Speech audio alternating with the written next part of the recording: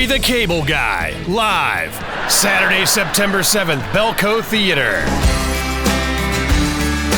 Just a down-to-earth guy from Nebraska. Nebraska farm boy. I specifically remember that we had some guests who were from Nebraska and that Larry the Cable Guy was from Nebraska. In Boulder, Folsom Field for this rivalry matchup. It was the day of the CU Nebraska game, The Nebraska football game up in Boulder.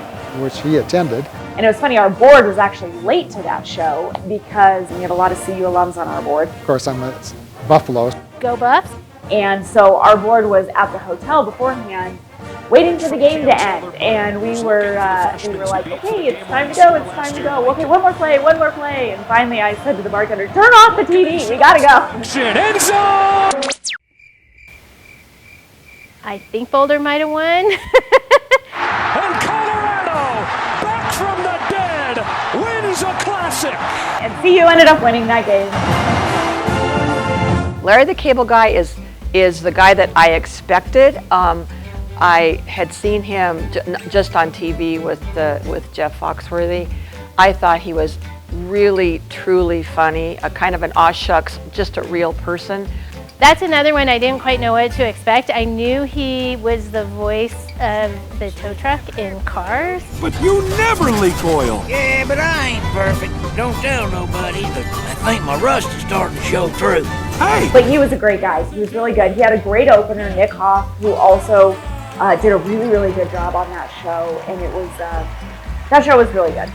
And one of the funniest ones I ever heard was when Larry the Cable Guy was talking, and he said, my mother loved me and my sister and I very much.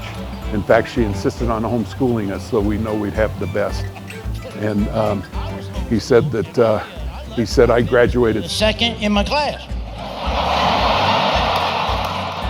It wasn't until 2 years ago my mom told me that she'd made the dog valedictorian. I remember getting to go into the green room and meet him. And so it was fun to have that opportunity in that setting and be able to see everybody interact. He said, I had a great night here tonight. Really enjoyed doing this show. He was so kind and so interested in what we were doing.